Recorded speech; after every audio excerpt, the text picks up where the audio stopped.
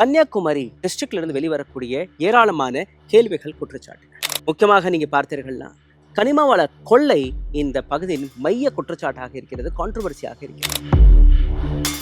அண்ணாமலை, பொன் ராதாகிருஷ்ணன் அவர்கள் எடுத்து வைக்கக்கூடிய குற்றச்சாட்டு 2021ஆம் ஆண்டுக்கு பின் டிஎம்கே அரசாங்கம் வந்ததற்கு பின்புதான் இங்க இருக்கக்கூடிய குவாரிஸ்களை கொள்ளையடிக்கக்கூடிய வேலையை இவர்கள் பார்த்து வருகிறார்கள். அதற்கு பின்னாடி இருக்கக்கூடிய ஸ்டோரியை அலசி ஆராய்வதற்காக நாங்க நேரடியாக களத்தில் இறங்கியிருக்கோம். Tamil Nadu milk and dairy development minister Mano Thangaraj அவருக்கு எதிராக வரக்கூடிய அனைத்து கேள்விகளையுமே இன்னைக்கு சரமாரியாக நான் கேட்க போகிறேன். அதற்கு அவரிடமிருந்து எந்த விதமான பதில் வரப்போகிறது என்று பொறுத்திருந்து பார்க்கலாம். அண்ணாமலை மற்றும் பொன் ராதாகிருஷ்ணன் அவர்கள் உங்களுக்கு ஒரு பட்ட பேரும் கொடுத்திருக்கிறார், மலை விளங்கி மகாதேவ். எல்லாத்துக்குமே போகலாம், ரைட்? எந்த கோரிக்கைன்னா போகலாம், எந்த கோரிக்கைன்னா போகலாம், நம்ம போய் பார்த்துக்கலாம்.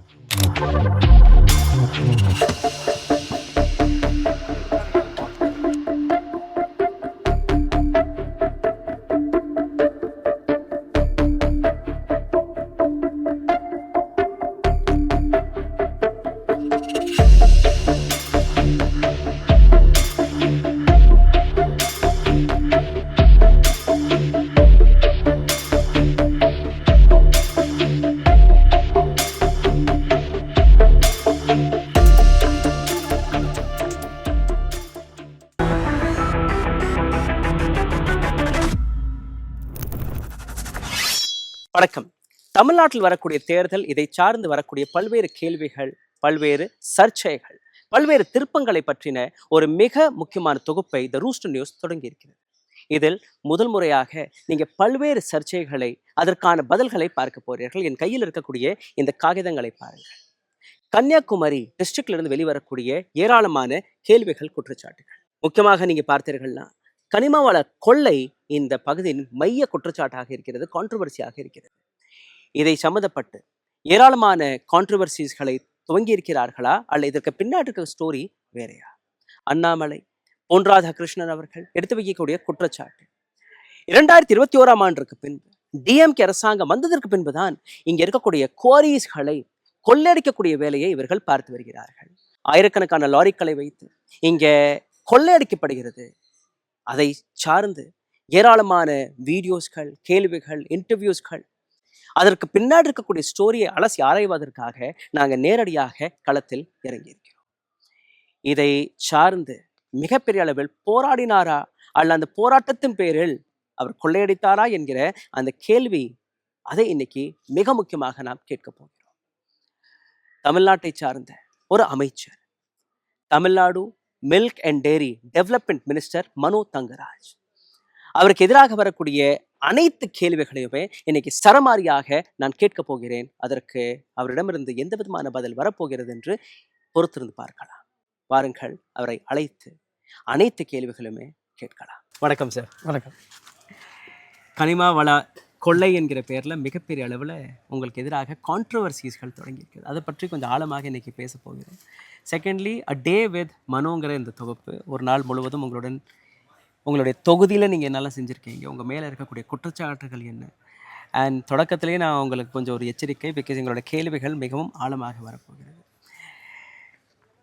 தொடக்கத்திலேயே உங்களை பற்றின ஒரு மிக சீரியஸான அலிகேஷன் என்னென்னா, இங்கே இருக்கக்கூடிய வளங்களை நீங்கள் கொள்ளையடிச்சு குவாரி ஓனர்ஸ்களிடம் மிரட்டி பணமெல்லாம் வாங்கி, ரெண்டாவது நீங்கள் பார்த்தீங்கன்னா ஒரு நாளைக்கு ஆயிரக்கணக்கான லாரிகள் இங்கேருந்து மற்ற மாநிலங்களுக்கு அனுப்புவதாக இங்கே இருக்கக்கூடிய குற்றச்சாட்டு வெளிவருகிறது.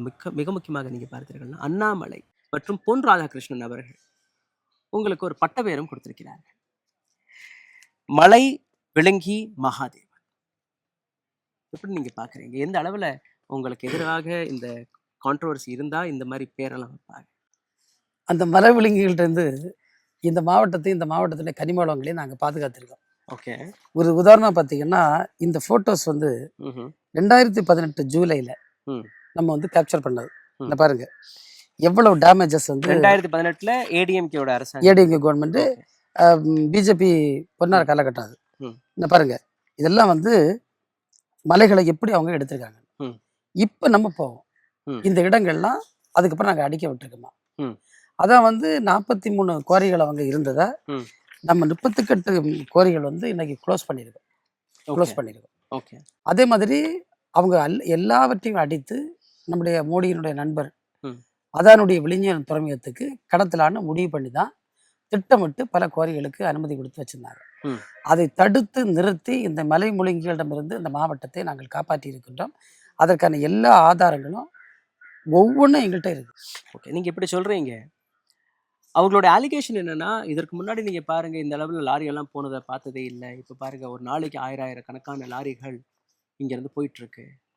அது எப்படி? அப்ப நீங்க சொல்லும்படி ஒரு 5 குவாரி தான் இருக்குன்னு நீங்க சொல்றீங்க. அப்ப 5 குவாரில இருந்து இவ்ளோ வளங்களை நீங்க நீங்க இந்த அழிக்கிறீங்க. 5 குவாரிலேருந்து ம். டு பி ஃப்ராங்க் 2021 நான் அமைச்சர் பொறுப்படுங்க. ம். நாங்கள் அமைச்சர் பொறுத்து கொஞ்ச நாள் ஆன உடனே இதை மொத்தமாக ஸ்டடி பண்ணிட்டு ம். கன்னியாகுமரியிலேருந்து கேரளாவுக்கு பாசஸ் வழங்கலை.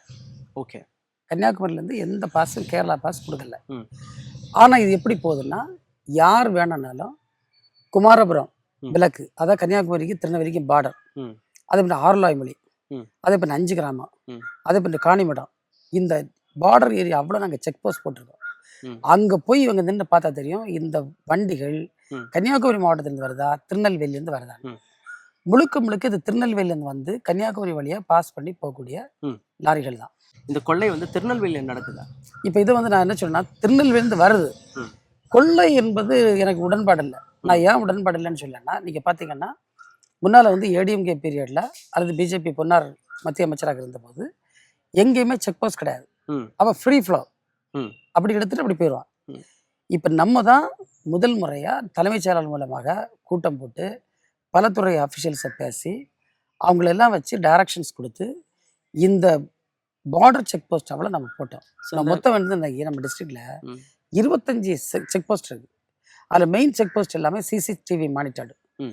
எல்லாத்துலேயும் போலீஸ் இருக்குது. ம். ஒரு வண்டி வரணும்னா அது வந்து இந்த நான் சொன்ன காணிமடம், குமாரபுரம், ஆரலாய்மொழி, 5 கிராமம் இப்படிப்பட்ட வழியாக தான் உள்ளே வர முடியும். ம். உள்ளே வரைச்சு இவங்க ஸ்ட்ரைட்டாக வர முடியாது. ம். அவங்க பக்கத்தில் இடமேடை இருக்குது. இடமேடையில் இடம் போடணும், செக் போஸ்ட்டில் வரணும். செக் போஸ்ட்டில் வந்து பாஸ் இருக்கா, இடம் கரெக்டாக இருக்கா, இது பார்க்காம அவங்க உள்ள அனுமதிக்கவே இல்லை. ஸோ இந்த அலிகேஷனை வந்து நீங்க குவாரி மாஃபியாஸ்கள் உருவாக்கிய அலிகேஷனா பார்க்கிறீர்களா? அல்ல பிஜேபி? இதில் பார்த்தீங்கன்னா இது 2 விஷயம் இருக்குது. ஒன்று பிஜேபிக்கு எதிரான கடுமையான விமர்சனங்களை நாங்கள் முன்வைக்கிறது. ம். பிஜேபியினுடைய இந்த கன்னியாகுமரி மாடல் என்று சொல்லுகின்ற பொய்யான மாடல் ம். இந்து மக்களுக்கே எதிராக அவர்கள் செயல்படுவதை அவர்கள்ட்டே நாங்கள் எக்ஸ்போஸ் பண்ணோம். இதனால் அவன் பதறி போய் இருந்துக்கிட்டு, 2வது அவங்களுக்கு அதானி துறைமுகத்துக்கிட்ட அவங்க நிறைய கமிட்மெண்ட் பண்ணியிருக்காங்க. ம். அந்த அதானி துறைமுகத்தில் இவங்க கமிட் பண்ணி நிறைய பெனிஃபிட்ஸ் அடைஞ்சிட்டு இருந்திருக்காங்க. ம். இப்போ அது தடைப்பட்டு போச்சுது. அவங்க இதை எதிர்பார்த்த மாதிரி கொண்டு போக முடியல. இந்த கோபத்தை ஏற்கனவே எங்கள்கிட்ட கோபத்தில் இருக்கக்கூடிய குவாரி ஓனர்ஸையும் லாரி ஓனர்ஸையும் அவங்க கூட சேர்த்து வைத்து கொண்டு ம். இவங்க அதை எங்கள் பக்கமே திருப்பி விடக்கூடிய ஒரு கேவலமான முயற்சியில் அவங்க ஈடுபட்டு இருக்காங்க.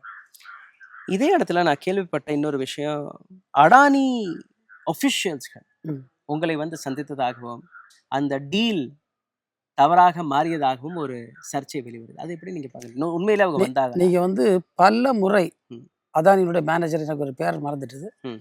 அவர் என்ன வந்து சந்திச்சு ம். எப்படியாவது நீங்கள் எங்களை தடுக்காதீங்க ம். இன்னும் பல முறை கேட்டார். ம். அப்புறம் வந்துட்டு எனக்கு They help wanted a free access. Free access, ஆ. தடை பண்ணாதீங்க தடை பண்ணாதீங்க தடை பண்ணாதீங்கன்னு கேட்டார். அப்போ நான் அவர்கிட்ட தெளிவாக சொல்லிட்டேன், நீங்கள் வந்து இதை பற்றி பேசவே கூடாது. ம். நீங்கள் அப்படி திருநெல்வேலி தூத்துக்குடி இருந்து போனேன்னா நான் சொன்னதை உண்மையை உங்கள்கிட்ட சொல்லிடுறேன். நீங்கள் அப்படியே வேணா கடல் வழி கூட கொண்டு போயிடுங்க, கன்னியாகுமரியை பாஸ் பண்ணி எங்களை கஷ்டப்படுத்தாதீங்க. ம். அதேமாதிரி கன்னியாகுமரியில் புதிய குவாரி வைக்கிறதும் நீங்கள் எந்த முயற்சியும் எடுக்காதீங்க, ம். அதுக்கு நாங்கள் அனுமதிக்கவே மாட்டோம் நம்ம சொன்னோம். ம். இப்போ இருக்கக்கூடிய குவாரிகள் கூட ம். நீதிமன்ற வழிகாட்டுதலின்படி தான் இருக்குது. யாருக்குமே புதுசாக ரெனிவல் பண்ணவோ புதுசாக தொடங்குவதற்கோ என்கரேஜ் பண்ணக்கூடாது என்பதை நம்முடைய அரசு ஒரு தீர்க்கமான முடிவோடு தான் இருந்துட்டு இருக்கு. ஸோ இந்த 38 குவாரிகள் நீங்க முடக்கி வைத்திருக்க குவாரிகள் இதன் வழியாக பிஜேபிக்கு ஏதாவது ஆதாயம் போய் கொண்டிருந்ததா? பணம் நீங்க வழியாக? அதான் ஒன்று சொல்லி என்ன பாருங்க எவ்வளவு எடுத்திருக்காங்க. ம். இதெல்லாம் அந்த காலகட்டத்தில் எடுத்தது. ம். இந்த போட்டோ தான் இப்போ போட்டுட்டு இருக்காங்க. அதான் அதுல வேடிக்கை. இந்த போட்டோவும் இந்த வீடியோவும் தான் போட்டுக்கிட்டு கன்னியாகுமரி மாவட்டத்தில் இதுல வளங்கெல்லாம் வெளியே ஏதாவது ஒரு போகுதுன்னு சொல்ல. குவாரிக்கு நம்ம போகலாமா? எல்லாத்துக்குமே போகலாம், ரைட். எந்த குவாரிக்கு வேணா போகலாம், எந்த குவாரிக்கு வேணா போகலாம், நம்ம போய் பார்த்துக்கலாம். அது எந்த மாற்றுக்கிறது இல்லை. இதெல்லாம் வந்து அன்னைக்கே எடுத்தது. அந்த ஊர் மக்கள்கிட்ட விசாரிப்போம். ம். எல்லாமே நம்ம பண்ணலாம். எக்ஸலென்ட். உங்களை பற்றின பல்வேறு இன்னும் குற்றச்சாட்டுகள் இருக்கு. இந்த பதிவில் அடுத்தடுத்து நம்ம கேட்டுட்டே போகலாம் ம். இல்லையா? முடிச்சிடலாம். கோரிக்கையும் போகலாம். ஆ. ரைட். அமைச்சர் சொன்னபடியே எந்த கனிமாவள கொள்ளையை ஒரு காரணம் காட்டி இவருக்கு எதிராக ஒரு கேம்பெயினை நடத்தி வருகிறார்களோ அதே ஸ்பாட்டை நோக்கி தான் போய் கொண்டிருக்கிறோம். கன்னியாகுமரியில் இருக்கக்கூடிய பல்வேறு நபர்கள் நீங்கள் இங்கே இருந்தீர்களா, நீங்களும் உங்களுடைய பர்சனல் இன்ட்ரெஸ்டில் போய் அதை பார்க்கலாம். 2018ஆம் ஆண்டு எந்த அளவில் ஏடிஎம்கே அரசாங்கத்தில் இந்த கனிமாவள ப்ராஜெக்ட்ஸ்களை கொடுத்தார்களோ, ப்ராஜெக்ட்ஸ்னு சொல்ல முடியாது, அந்த லைசன்ஸ்களை கொடுத்தார்களோ, இந்த அரசாங்கத்தில் அது எப்படி வளர்ந்தது அல்ல குறைந்தது என்கிற அந்த விஷயத்தை தான் இன்னைக்கு நாம் பார்க்க போகிறோம். சார், உங்கள் மேலே வரக்கூடிய இந்த அளவில் அலிகேஷன்ஸ் எல்லாம் வந்தது இல்லையா? இப்போ நீங்கள் தைரியமாக எங்களை கூட்டிகிட்டு போகிறோம்ங்கிறீங்க. இதே மாதிரி வேற ஒருத்தர் வந்து நானும் பார்க்கணும்னு சொன்னால் அது போய் பார்க்கலாமா? அதற்கான அனுமதிகள் கிடைக்கும்? யார் வேணாலும் பார்க்கலாம். இதில் அனுமதி கூட தேவையில்லை. இப்போ அவங்க வந்து மலையில் ஏற முடியும்னா அதுக்கு பக்கத்து மலையில் ஏறினாலே தெரிஞ்சிடும் அங்கே வந்து என்ன நடந்துட்டு இருக்குன்னு. அப்போ இந்த ஒட்டுமொத்த அலிகேஷனுக்கு பின்னாடி நீங்கள் பாருங்கள், இப்போ ஆயிரக்கணக்கான வாகனங்கள் இங்கேருந்து போவதாக சொல்கிறாங்க. அதை கண்ட்ரோல் பண்ணுவதற்காக நீங்கள் என்னெல்லாம் பண்ணீங்க? சார், இப்போ நீங்கள் முதல்ல வந்து ஏன் எப்படி இது வருது? இப்போ பிஜேபிக்கு ஸ்ட்ராட்டஜி என்னென்னா டிஃபீட் ஆர் டிஃபேம். ஒன்றையும் வேணால் டிஃபீட் பண்ணு, இல்லைன்னா டிஃபேம் பண்ணு. என்னை தோற்கடிக்க முடியாது நிச்சயமாக சொல்லு. அதனால இவங்க என்ன செய்யாங்கன்னா, எப்படி வந்து நம்மளுக்கு வந்து நம்மளை டேமேஜ் பண்ண முடியும், நம்ம பேரை கெடுக்க முடியும், இன்னும் ஒரு முயற்சியில் அவங்க இறங்காங்க. அங்கே போயிட்டு கூட பார்க்கலாம். பட் இந்த அளவில் நீங்கள் உறுதியாக சொல்கிறீங்க இல்லையா, அது அலிகேஷன் மட்டும்தானே. உங்களோட தொகுதியில் நீங்கள் என்னெல்லாம் செஞ்சுருக்கீங்க கடந்த 5 ஆண்டுகளாக? நீங்கள் வந்து ரொம்ப மனசை டச் பண்ணக்கூடிய விஷயங்கள் நாங்கள் பண்ணியிருக்கோம். ஓகே. எப்படின்னு பார்த்தீங்கன்னா, முன்னால் வந்து கவர்மெண்ட்டில் போய் ஒரு ரோடு வாங்கணும்னா முடியாது, ஒரு குடிநீர் ஸ்கீம் வாங்கினா முடியாது, எல்லாத்துக்குமே போராட்டம். நீங்கள் கழிஞ்ச 2016லேருந்து 21 வரை நான் சட்டமன்ற உறுப்பினர். இதில் வந்து எங்கள் மீது போடப்பட்ட போராட்ட வழக்கு மட்டும் 30 போராட்ட வழக்கு எங்கள் மேலே போட்டாங்க. இது வந்து ப்ரீவியஸ் கவர்மெண்ட். சரி. 30 வழக்கு போடக்கூடிய அளவிற்கு நாங்கள் இப்போ இன்னும் நிறைய பேர் போராட்டம் நடத்தாங்க. கொஞ்ச நேரம் போய் சத்தம் போட்டுட்டு வாட்ஸ்அப்பில் போட்டுக்கிட்டு கிளம்பிடுறான். ஆனால் நாங்கள் வந்து போராட்டம் கைது என்று போகக்கூடிய அளவுக்கு போய் எஃப்ஐஆர் ஆகுன்னா அந்த அளவுக்கு போராட்டங்களை முன்னெடுத்திருக்கோம். இதுதான் நடந்து கழிஞ்ச கவர்மெண்ட். எந்த விதமான போராட்டங்கள்? நீங்கள் கூடிய மட்டும் பார்த்தீங்கன்னா நாங்கள் வந்து சாலை மறியல். ஒரு சந்தர்ப்பத்தில் நான் சொல்ல, நீ 12 நாள் இரவும் பகலும் வந்து நாங்கள் வந்து இந்த வில்லுக்குறி என்னுடைய சட்டமன்ற உறுப்பினர் அலுவலகத்துக்கு பக்கத்தில் ஷெட்டு கட்டி நாங்கள் வந்து போராட்டம் நடத்துகிறோம் இரவும் பகலும். இப்போது இதெல்லாம் சும்மா இந்த வாட்ஸ்அப்பில் பேசிகிட்டு இருக்க மாதிரியோ சோஷியல் மீடியாவில் பேசிட்டு இல்லை. 12 நாள் இரவும் பகலும் இருக்க வந்து அவ்வளோ ரிஸ்க்கான ஒரு விஷயம். அதுலேயும் எங்களுக்கு பெரிய எங்கள் லைஃபுக்கே த்ரெட் இருந்தது. ஏன்னா இந்த குவாரி ஓனர், லாரி ஓனர், இவனுடைய லாரி எல்லாம் அங்கே தான் அந்த ரோட்டில் தான் போயிட்டுருக்கோம். ஒரு வண்டியை திருப்பி விட்டுட்டா என்ன ஆகிருன்னு என்கிட்ட எஸ்பி அப்போ கேட்டார். சார், எங்களாலே நிம்மதியாக இருக்க முடியல, நீங்கள் வந்து உட்காந்துருக்குது ரோட்டை பக்கத்தில், இவன் வந்து உங்கள்கிட்ட கடும் கோபத்தில் இருக்கான், இவன் வந்து லாரியை திருப்பி விட்டா என்ன பண்ணிட்டு சார் பார்த்துக்கலான்னு சொல்லிட்டு நாங்கள் எந்த சமரசத்துக்கு இடம் கொடுக்காம, இல்லை நீங்கள் எம்எல்ஏ ரூமில் போய் உட்காருங்கன்னு கூட கேட்டாங்க. முடியவே முடியாது, நாங்கள் ரோட்டு பக்கத்தில் தான் இருப்போம், நாங்கள் வந்து உறுதியாக இருந்து போராடணும். அப்படி வழக்குகளை நம்ம சந்தித்தோம்.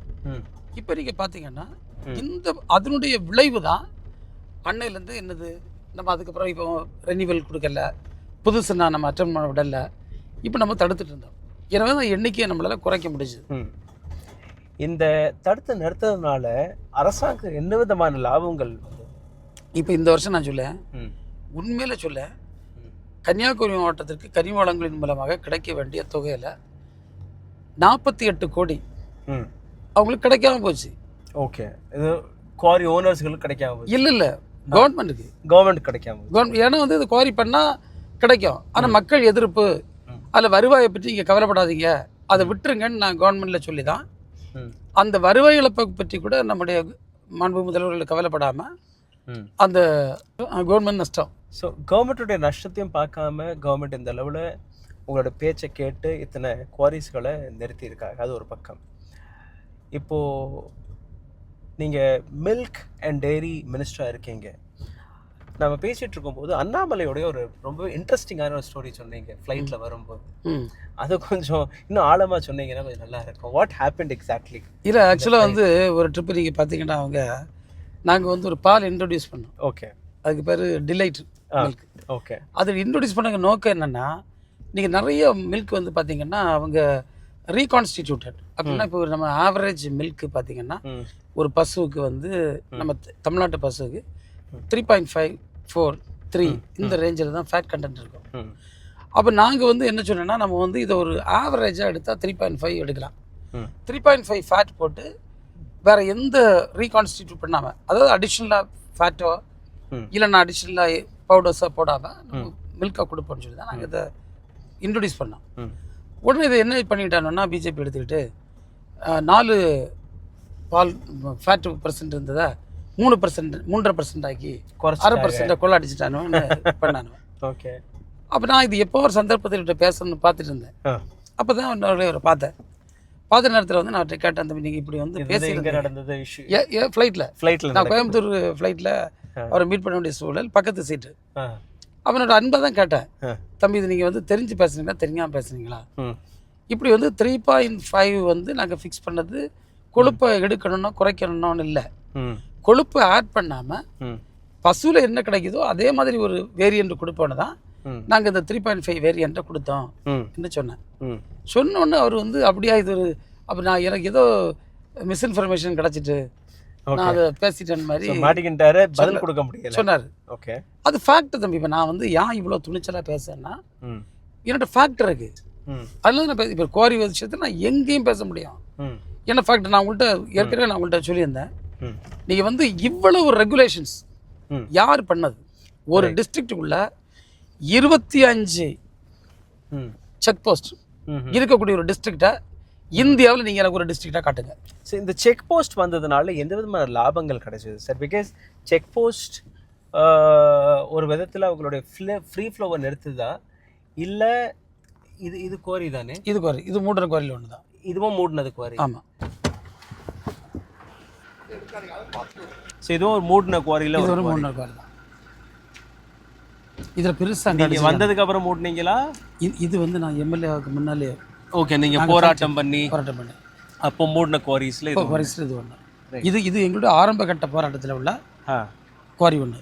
இந்த குவாரி இப்படி எத்தனையோ குவாரிலாம் காட்டு தர முடியும். ஓகே. இதுவும் இந்த பகுதி மக்கள் வந்து எங்களை கூப்பிட்டு நாங்கள் வந்து போராட்டம் பண்ணி மூடினது. இதெல்லாம் பல ஆண்டுகளாக வந்து நேச்சுரலாக இருக்கக்கூடிய தண்ணி. இது மழை தண்ணி வந்து இப்போ அது ஃபுல்லாக இருக்குது. நல்ல ஆழம், நல்ல ஆழம், ஃபுல்லாக தண்ணி இருக்குது. உங்களுடைய ஆரம்ப காலகட்டத்திலேயே இதை மூட வச்சுருக்கீங்க. ஆமாம். ஸோ அது வந்து தொடர்ந்து நீங்கள் மினிஸ்டர் ஆனதுக்கு அப்புறம் கூட அது நடந்தது. நம்ம தொடர்ந்து அதாவது இது வந்து ஒரு சீசனில் தொடங்கி சீசனில் முடிச்சதில்லை. இப்போ பேசக்கூடிய ஆட்கள்லாம் இவங்களுக்கு அந்த காலகட்டங்கள் தெரியுமான்னு எனக்கு தெரியலை. இப்போ நான் அதை என்னுடைய ஃபேஸ்புக்கை இவங்க பழைய காலத்து பின்னால் போய் பார்த்தாலே தெரியும். உங்கள்ட்ட ஒரு டைம் லைன் கூட நீங்கள் வச்சுருந்தீங்க. ஆமாம். நீங்கள் நான் உங்களுக்கு காட்ட வேண்டி கொஞ்சம் எடுத்து வச்சுருந்தேன். எங்களாலையும் வந்து ரொம்ப பின்னால் போய் எடுக்க முடியல. ஊரில் கழுதேன். இந்த பாருங்க, இவ்வளவு இதில் வந்து எத்தனை பேஜஸ் இருக்குது. இதெல்லாம் ஒவ்வொரு காலகட்டத்தில் நடந்த போராட்டங்கள், அந்த போராட்டத்தினுடைய பதிவுகள், அதனுடைய ஃபோட்டோஸ். நீங்கள் பார்த்தீங்கன்னா ஒரே ஃபோட்டோவை தான் இந்த டாக்குமெண்ட்ஸ் எல்லாம் நாங்கள் கூகுள் டிரைவில் ஒரு டிரைவாக லிங்காக க்ரியேட் பண்ணி கீழே இந்த டிஸ்கிரிப்ஷனில் நாங்கள் போட்டுருவோம். யாருக்கெல்லாம் தேவையோ அவங்க போய் பார்த்துக்கலாம். எப்போ இங்கே பார்த்தீங்கன்னா என் கையிலேயே இருக்க ஒரு சில டாக்குமெண்ட்ஸ். 2017ஆம் ஆண்டு நீங்கள் போராட்டம் நடத்திருக்கிறீங்க போல இருக்கு. இது எங்கே உள்ள போராட்டம் சார்? இதுவும் இதுக்கான ஒரு போராட்டம் தான். இதுதான் அந்த 12 days போராட்டம். 12 days போராட்டம் ஒரு நாள் உள்ளது.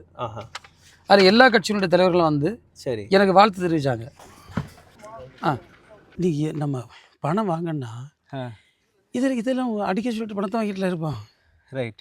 இது அடிப்பா எனக்கு உள்ள தந்துருன்னா தந்துட்டுல போவான்.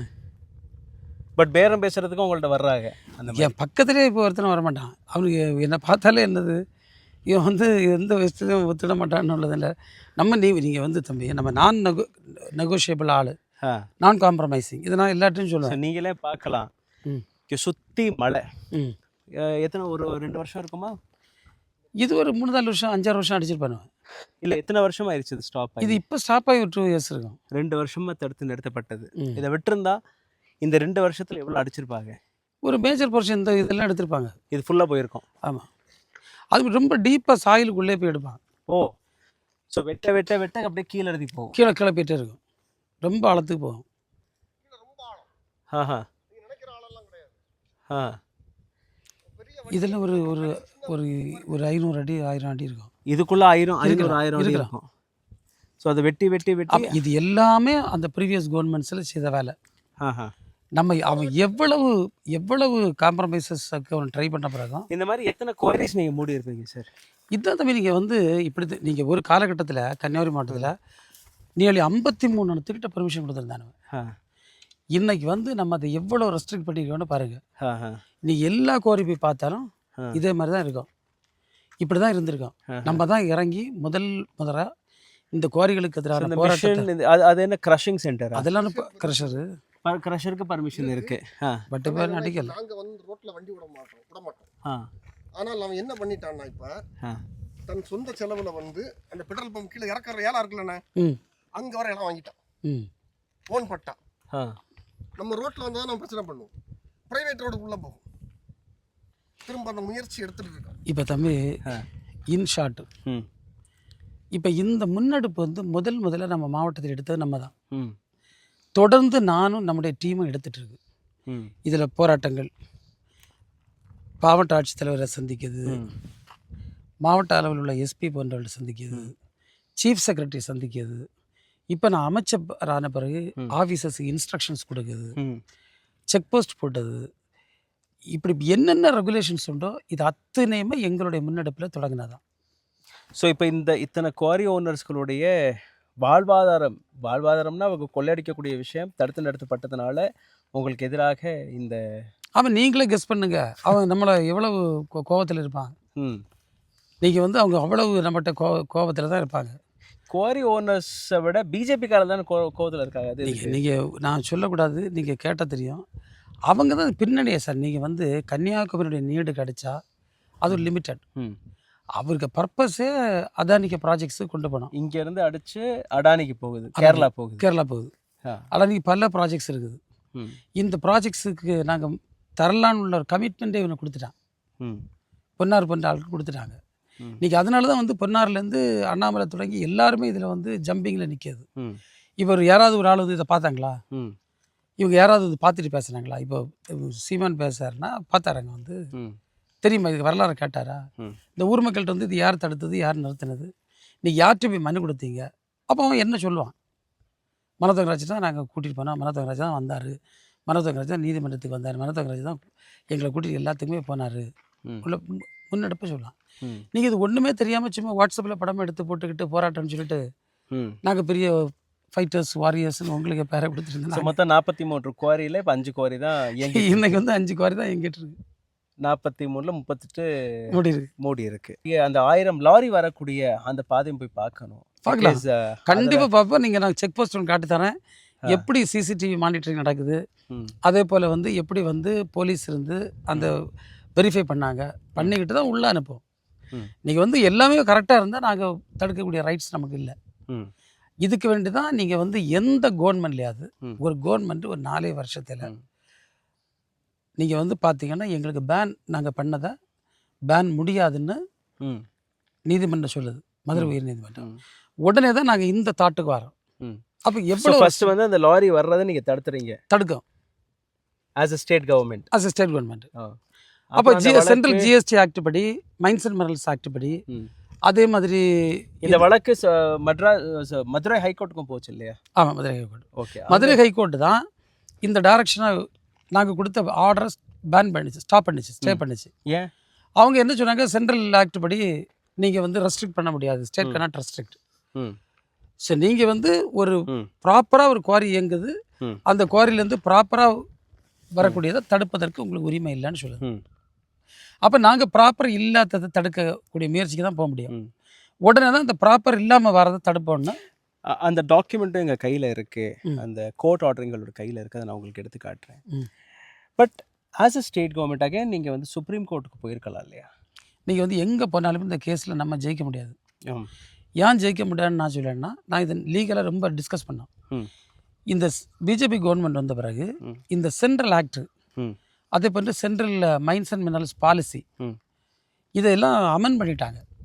அந்த அமெண்ட் பண்ணல என்ன சொல்லான்னா, இது ஒன் நேஷன் ஒன் மார்க்கெட். அப்போ ஒரு நாட்டுக்குள்ள ஒரே மார்க்கெட் தான். ஒரு இடத்துல ஒரு ஆள் ஒரு பொருளை ஜிஎஸ்டி போட்டார்னா அவர் எங்கேயும் கொண்டு போனால் தடுக்க முடியாது. இது கவர்மெண்ட் பாலிசியில் ஆயிட்டு.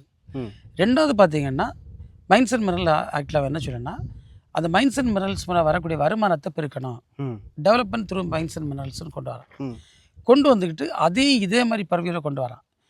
இந்த ஒரு ஸ்டேட் டு இன்னொரு ஸ்டேட்டுக்கு மைன்ஸ் மினரல்ஸ் வந்து டிரான்ஸ்போர்ட்டேஷன் வந்து அது சென்ட்ரல் கவர்மெண்ட் பறவையில் இருக்குள்ளதான் அதனுடைய சாரம். இது ரெண்டையுமே ஸ்டேட் இறங்கி ரெஸ்ட்ரிக்ட் பண்ண முடியாது. நம்ம இது பண்ணோம்னா சென்ட்ரலில் தான் இந்த அமெண்ட் பண்ண பாலிசியை நம்ம திரும்ப கொண்டு வந்து, அதனால தான் நீங்கள் செக் போஸ்ட்களை கொண்டுட்டு வரோம். அதனால நாங்கள் வந்து சரி நாங்கள் முற்றிலுமாக ரெஸ்ட்ரிக்ட் பண்ண முடியாதா, ஸோ நம்ம ரெகுலேட் பண்ணுவோம். தப்பு நடக்காமல் இதை ரெகுலேட் பண்ணுவோம். ஏன்னா நிறைய தவறு பண்ணுவான். முன்னால் நிறைய தவறு பண்ணிட்டு நீங்கள் பார்த்தீங்கன்னா, இன்றைக்கி நான் சொல்லேன், கன்னியாகுமரி மாவட்டத்து மக்கள் ஒவ்வொருத்தருக்கும் ஞாபகம் இருக்கும். நான் அமைச்சராவதற்கு முன்னால் லோடில் பார்த்தீங்கன்னா வண்டிக்கு மேலே அவ்வளோ பெரிய உயரமாக வச்சு என்ன ரெஸ்ட்ரிக்ஷன் இப்போ எந்த வண்டியும் ஓவர் ரோடில் போக முடியாது. நீங்கள் வந்து பாடி மட்டத்துக்கு மேலே அப்படி இருக்கும் கல் உருண்டு நம்ம மேலே விழுந்துருமான்னு இருக்கும். அவ்வளவு நம்மளை கண்ணால் பார்க்க முடியும். அப்படி தான் ரோட்டில் போயிட்டு இருக்கோம். மரண வண்டி நாங்கள் நிறைய ஃபோட்டோஸ் நான் எடுத்தாங்க. ஒவ்வொரு வண்டிலையும் பாடிக்கு மேலேயே ரொம்ப உயரத்துக்கு இருக்கும். இப்போ வந்து கம்ப்ளீட் அதை வந்து செக் போஸ்ட்டில் வச்சு இடம் பார்த்து தான் எவ்வளோ ரெஸ்ட்ரிக்ட். அது ஒவ்வொரு லாரிக்கும் ஒரு வித்தியாசம். இப்போ நீங்கள் வந்து 15 டன் இருக்குது, 30 டன் இருக்குது, 50 டன் இருக்குது, அப்படி டன்னேஜ் இருக்குது. மேக்ஸிமம் எனக்கு அது ரொம்ப I'm not particular, but some it varies up அந்த சைஸ் ஆஃப் த வெஹிக்கிள், அதனுடைய மெஷின்ஸுடைய இது பொறுத்திருக்கேன். ஸோ அந்த ரெஸ்ட் எவ்வளவு லிமிட் சொல்லியிருக்கோம், லிமிட் நம்ம அலோவ் பண்ணலை. அதே மாதிரி இப்போ ஒருத்தர் பாஸ் எடுக்காமல் திருட்டுத்தனமாக கொண்டு வரான், அதையும் நம்ம அங்கே வெரிஃபை பண்ணிடுறோம். ரைட். ஸோ இப்போ அந்த ஸ்பாட்டுக்கு போய் பார்த்துடலாம் எப்படி செக் போஸ்ட் இயங்குங்கிறது.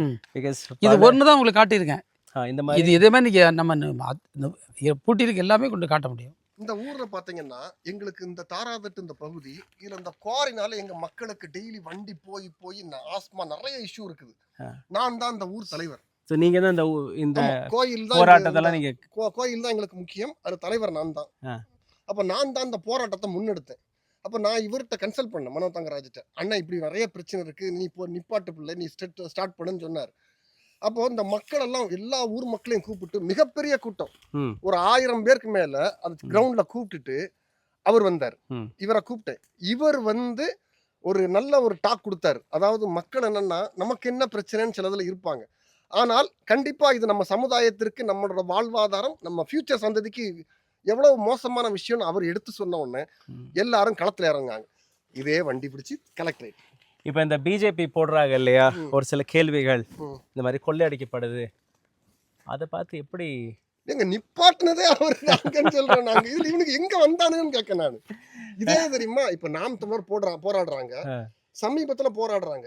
ஆனால் எனக்கு தெரிஞ்சு இங்க ஒரு சம்பவம், எட்டணி சம்பவம் நிப்பாட்டினது முன்னெடுப்பு நான், தலைமை நான், அவர் தான் ஆளு. அதனால தேவையில்லாம 1000 கதை. இங்க இருக்கக்கூடிய கிராம மக்கள் எல்லாருமே சேர்ந்து தான் சேர்ந்து இவர்கிட்ட தான் போய் இன்னும் அவரை தான் ஃபாலோ பண்ணிட்டு இருக்கோம். ரைட். ஸோ இப்போ நீங்கள் இல்லைன்னா என்ன நடந்திருக்கும் சார் இங்கே? தம்பிப்பா நீங்களே பார்த்துருப்பீங்க. இது முதல்ல வந்து இதை துணிச்சலாக இறங்கி எதிர்ப்பதற்கான ஒரு தைரியமும் ஆளும் வேணும். அன்னைக்கு வந்து எவனுமே அதை துணிஞ்சு செய்யல. ரைட். புரிஞ்சுருங்க. ரைட். யாராவது இறங்கினா கூட கொஞ்சம் ஏதாவது பணத்தை கொடுத்து சால்வ் பண்ணிடுவான். கன்சிஸ்டண்டாக தொடர்ச்சியாக எவனும் போராடினதில்லை.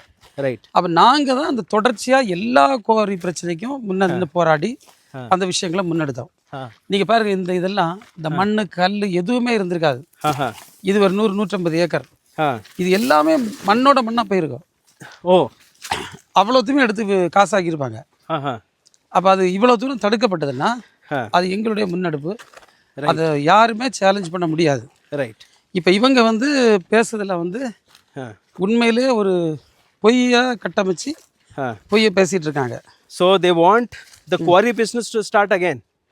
இப்போ நீங்கள் வந்து இவங்க வந்து இப்போ பேசக்கூடிய யாராவது ஆ. பிஜேபியோ இல்லை வேறு ஏதாவது கட்சியோ ம். நாங்கள் வந்து 2 குவாரியை ஸ்டாப் பண்ணோம். ம் இன்னொரு 4 இடத்த நம்மகிட்ட காட்டித்தர முடியுமா? ம் காட்டித்தர முடியுமா? அப்படி ஒன்றுமே இல்லை. இந்த போராட்டங்களுக்கு வேண்டி நாங்கள் வெயிலில் படுத்திருந்தது, ஆ பட்ட கஷ்டம், ஆ கோர்ட் வாசலில் போய் காத்துட்டு இருந்த நாள் இது. ரைட். இதில் நினச்சா எனக்கு சிரிக்க பண்ண தெரியல. ஓகே. ஸோ இந்த மாதிரியான இவ்வளோ நீங்கள் கஷ்டப்பட்டிருக்கீங்கன்னு நீங்கள் சொல்கிறீங்க, இத்தனை ஆதாரங்கள் எடுத்து காட்டுறீங்க. 2016-17 ஆன்வர்ட்ஸ் நீங்கள் வந்து இந்த குவாரிகளுக்கு எதிராக போராட்டி விட்டு வந்தீங்க. அதுக்கப்புறம் நீங்கள் எம்எல்ஏவா பதவியேற்றதுக்கு பின்பு, அதுக்கப்புறம் அமைச்சராகவும் பதவியேற்றதுக்கு பின்பு ரொம்ப ஆழமாக இறங்கி நீங்கள் சொன்னபடி ஒரு 38 குவாரிகளை நிறுத்தியிருக்கீங்க. அதுக்கப்புறம் கூட சோஷியல் மீடியாவில் இது போன்ற அலிகேஷன்ஸ்களை பார்க்கும்போது உங்களுடைய மனம் எப்படி இருக்கு? பாதிக்கப்படலையா? எதுக்கு இவ்வளோ நம்ம கஷ்டப்படுறோம்ங்கிற எனக்கு வந்து நான் அடிக்கடி சொல்லுவேன், என்றைக்குமே உண்மை தோத்து போகாது. உண்மை தோத்து போனா இந்த உலக சக்கரம் வந்து சுழறாது. அது எங்கேயாவது போய் இந்த ரோடு போட்டது இவர்தான். ரோடு இப்போ போட்டது முடியல, அது பேசல. ஓகே. ஸோ பாருங்க, போயிட்டு இருக்கும்போதே வி ஆர் கெட்டிங் ஃபீட்பேக்ஸ். ஒரு நல்ல அபிப்பிராயம் மக்கள் மத்தியில் இருப்பதையும் நீங்கள் பார்க்குறீங்க. எஸ், அது தம்பி, நீங்கள் வந்து என்னுடைய ஒரு அதீத நம்பிக்கை, உண்மை தோத்தே போகாது. நீங்கள் வந்து 2016 என் மேலே அவ்வளவு சேறு வாரி எறிஞ்சானுவன் இதே பிஜேபி கும்பல். அது எப்படி? இதே மாதிரி தான் ஃபேக் வீடியோஸ் கிரியேட் பண்ணது, கேரக்டர் அசாசினேஷன், இதெல்லாம் பண்ணானுவேன். அதே மாதிரி 21 இதே மாதிரி வீடியோஸ் போடுது, அப்படி இப்படின்னு கதை கட்டுது, எல்லாம் கட்டினாங்க. இப்படி தொடர்ச்சியாக இது அவங்கள்ட்ட தொடர் முயற்சி. அவன் என்ன நினைக்கான்னா, இந்த கோயபல்ஸ் பொய் மாதிரி நம்ம திரும்ப திரும்ப பொய்யை சொல்லி சாதிச்சிடலாங்க. நாங்கள் எப்படின்னா, கோயபல்ஸே காலி பண்ண முடியும் உண்மையை வச்சுன்னு நாங்கள் அதை ப்ரூவ் பண்ணிட்டு இருக்கோம். அதில் இது அவ்வளவு மக்கள் மத்தியில் நாங்கள் இதை கொண்டு போயிட்டு இருக்கோம். நீங்கள் வந்து ஒரு ஃபேக்டை புரிஞ்சுடுங்க, நீங்கள் எப்போ ஹானஸ்டாக இருக்குதோ அப்போ தான் உங்களுக்கு மாரல் கரேஜே வரும். இப்போ நான் வந்து நீங்கள் சாதா ஆள் இல்லை, நீங்கள் ஒரு டிடெக்டிவ் ஜேர்னலிஸ்ட்டு. நான் வந்து உங்கள்கிட்ட எதையாவது பொய்ய கதையை கட்டி கதை விட்டு நான் தப்பி போக முடியாது. நீங்கள் வந்து எல்லா இதையும் நீங்கள் வேலிடேட் பண்ணுவீங்க, டாக்குமெண்ட்ஸை பார்ப்பீங்க, தேவைப்பட்ட கலெக்டர்கிட்ட போய் கேட்பீங்க, எஸ்பிகிட்ட போய் கேட்பீங்க, மைன்ஸ் டைரக்டர்கிட்ட கேட்பீங்க. அப்போ நான் இதில் சும்மா ஏதாவது கதை பேசிட்டு போக முடியுமா? அதெல்லாம் போக முடியாது. அதனால தான் நாங்கள் வந்து இவ்வளோ தைரியமாக இந்த கரேஜ் எங்களுக்கு இருக்குன்னா, நாங்கள் இதை துணிச்சலாக இந்த பிரச்சனையை கையாண்டது நாங்கள். இதை வந்து எங்கள் கை இந்த நாங்கள் செய்த அவங்க செய்த மாதிரி இந்த உண்மையை பறிக்க, இந்த டிஸ்டார்டிங் ஹிஸ்ட்ரி அதான் பிஜேபி செய்துட்டு இருக்கா. அதே மாதிரி இங்கே நாங்கள் செய்ததை வந்து எங்களுக்கு நேராக திருப்பி விடக்கூடிய முயற்சி. நீங்கள் தம்பி, என்னோட ஒரு பேசிக் எதை நீங்கள் பார்த்துருங்க, அதானி போர்ட்டுக்கும் அதானியுடைய ப்ராஜெக்ட்ஸுக்கும் நீங்கள் இங்கே இருந்து கல் போகலைன்னா இவ்வளோ டிமாண்டே கேரளாவுக்கு வராது.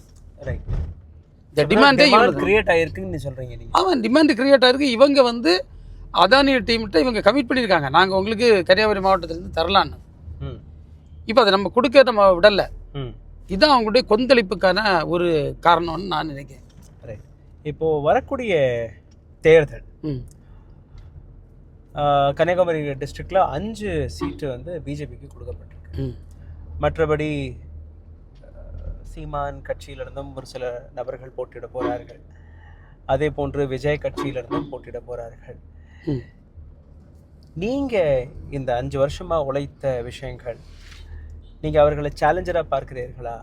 அல்ல எப்படி உங்களுக்கு அந்த வரக்கூடிய தேர்தலை நீங்கள் ஆர் தே ரியல் சேலஞ்சஸ்? ஒரு நாள் அவங்க எங்களுக்கு சேலஞ்சாக இருக்க முடியாது. நீங்கள் வந்து பாருங்கள், இந்த எலெக்ஷனில் மக்கள் வந்து அவங்கள துவம்சம் பண்ணிடுவாங்க. நான் உங்கள்கிட்ட சொல்லேன், ஏன்னா இவங்களுடைய பொய் பேச்சுக்கள், இந்த ஹிந்துஸே நீண்ட கால ஏமாற்றிட்டான். நீங்கள் வந்து அவன் பெருமையாக கன்னியாகுமரி மாடல்னு சொல்லானா, இது ரொம்ப சிம்பிள். என்ன மாடல்னா, கோயிலுக்குள்ளே நுழையுது, பக்தி மான் மாதிரி போய் அதுக்கப்புறம் கொஞ்சம் கொஞ்சமாக வெறுப்பை பிரச்சாரம் பண்ணுவாங்க, அந்த மக்கள்கிட்ட பகையை உருவாக்கி அப்படியே கொண்டு போகிற அரசியல் கட்டு. அதான் இவனை கன்னியாகுமரி மாடல்னு சொல்லலாம். அது இங்கே ஃபெயில்டு மாடல். ஏன்னா நாளுக்கு நாள் அவங்க ஓட் பேங்க் வந்து சரிஞ்சுக்கிட்டே இருக்குது. இந்த எலெக்ஷனில் இன்னும் வெகுவாக குறைய போகுது. இவன் என்ன பண்ணான்னா, இப்போ ஹிந்து மக்களே கேள்வி கேட்க ஆரம்பிச்சிட்டு, சரி இப்போ நம்பி நாங்கள் ஒரு 10-30 வருஷம் நீ சொன்ன இடத்துலலாம் ஓட்டு போட்டுட்டோம், நான் இந்து அல்ல பிஜேபி ஓட்டு போடணும்னு சொன்னால் அதை நம்பி நாங்கள் போட்டுட்டோம். பிஜேபி எனக்கு என்ன தந்தது? நீ முன்னால் வந்து ஆட்சியில் இல்லை, அது வந்தா செய்வேன்னு சொன்னேன். ம். இப்போ 12 வருஷம் மோடி ஆட்சியில் இருந்தாச்சு. ம். எங்களுக்கு போய் என்ன செய்தா? எங்கள் பிள்ளைக்கு கல்வி உரிமை தந்தியா?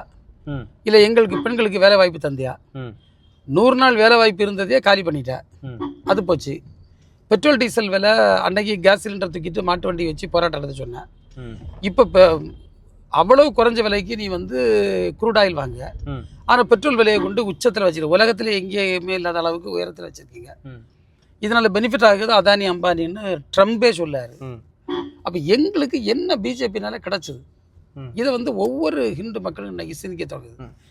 இப்போ இந்த ஹிந்து, முஸ்லிம், கிறிஸ்டின் என்கிற இந்த பிரிவினவாதம் இருக்கு இல்லையா, ம். அதை பொறுத்தவரையிலும் நீங்கள் பார்த்தீங்கன்னா உங்களோட தொகுதி எடுத்துக்கோங்க, கிறிஸ்துவ மக்கள் அதிகமாக இருக்கக்கூடிய ஒரு டிஸ்ட்ரிக்ட். ஆனால் ஒரு டாக்குமெண்ட்டை நான் பார்த்தேன், கிட்டத்தட்ட ஒரு 150க்கும் மேற்பட்ட கோவில்களை கடந்த 5 வருடமாக நீங்கள் புதுப்பித்து கொடுத்ததாக இருக்கட்டும், அல்ல பல்வேறு விஷயங்களை செய்ததாக இருக்கட்டும். அந்த அந்த டாக்குமெண்ட் என்ன சார்? சார் நீங்கள் பார்த்தீங்கன்னா இப்போ நான் வந்து ஒரு செக்குலர், ம். ஒரு மத சார்பு. நீ எனக்கு வந்து ஹிந்து ஒன்று தான், கிறிஸ்டின் ஒன்று தான், இஸ்லாமியர் ஒன்று தான், பௌத்தர் ஒன்று தான், யாராக இருந்தாலும் ஒன்று தான். ம். மதம் வந்து அவங்களுடைய நம்பிக்கை. ம். நீங்கள் நான் வந்து அடிப்படையாக நான் அடிக்கடி இதை பல இடங்களில் பேசுவேன். ம். ஒன்றே குலம் ஒருவனே தேவன். ம். அதே போன்று இது நம்முடைய சைவ சித்தாந்தத்தினுடைய கூறு. ம். நீங்கள் வந்து வேதாந்தத்தை எடுத்துக்கிட்டீங்கன்னா ம். எல்லாமே பரமாத்மா பரமாத்மா நம்ம சொல்லும். ம். அப்போ இந்த ஜீவாத்மா கூட ஒரு காலத்துக்கு பிறகு எவால்வ் ஆகி பரமாத்மாவோடு தான் இணையம். ம். அதே தத்துவம் சொல்லுது நீயும் ஒன்று தான். ம். அப்போ நானும் ஒன்று தான், பரம்பொருளும் ஒன்று தான் சொல்லக்கூடிய தத்துவத்தை சொல்லுது.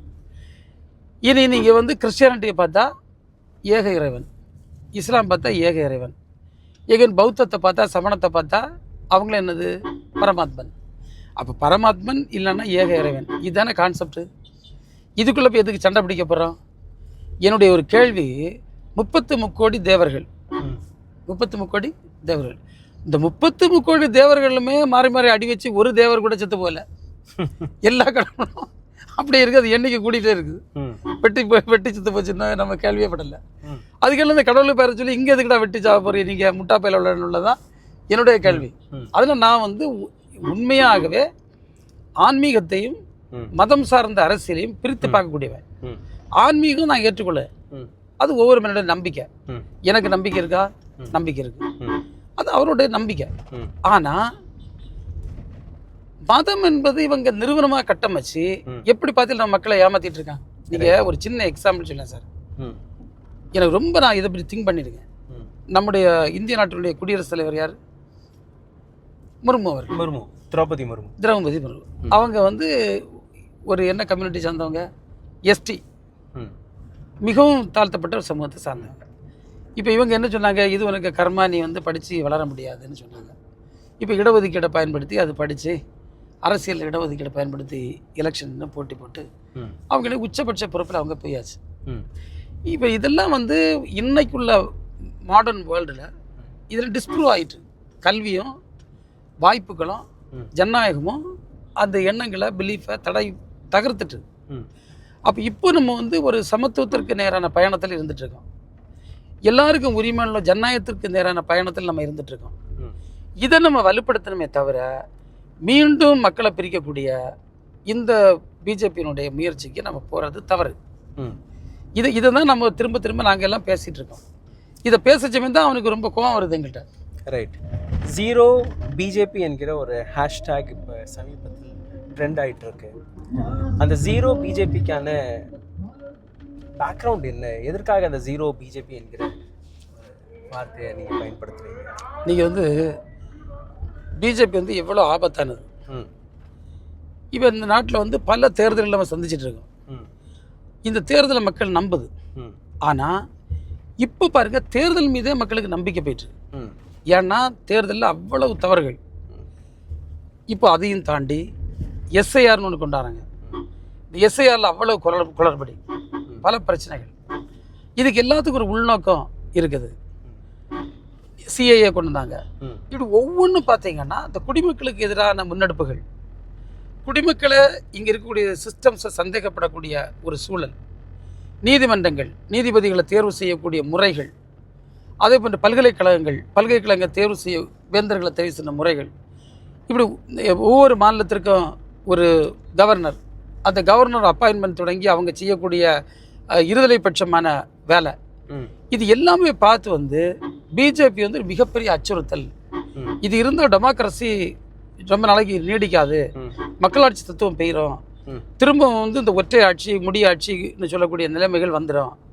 அது வருகின்ற நேரத்தில் மக்கள் பெரிய பேராபத்தை சந்தித்து விடுவார் பயத்தினால தான் அது வேண்டாம், ஜனநாயகம் இன்னும் பெருசாகணும், இன்னும் ஸ்ட்ராங் ஆகணும், நம்ம எல்லாம் சேர்ந்து ஜீரோ பிஜேபின்னு உள்ள ஒரு கேம்பெயினை பண்ணால் சரியாக இருக்கும். ஸோ இந்த ஜீரோ பிஜேபிங்கிற கேம்பெயின் வந்து தமிழ்நாட்டிலிருந்து முற்றிலும் பிஜேபியை நீக்குவதா, அல்ல பிஜேபியிடம் இருக்கக்கூடிய அந்த 4 சீட்கள் கூட இதற்கு மேல் ஏறக்கூடாது, you know the 4 seats should remain 4? நீங்கள் என்ன பொறுத்தவரை பார்த்தீங்கன்னா இந்த 4 சீட்டுமே வந்து மக்கள் வந்து அவங்கள தோக்கடிக்கணும். இவங்க நான் கேள்விப்பட்டதில் நயனார் வந்து திருநெல்வேலியில் நிற்கலன்னு கேள்விப்பட்டேன். ஓகே, அப்படி தானே? ஆமாம், ரைட். இன்னும் நான் பார்க்கல, எனக்கு தெரியல அவர் வேற எங்கேயோ ஒரு தொகுதி போகிறாருன்னு சொன்னாங்க.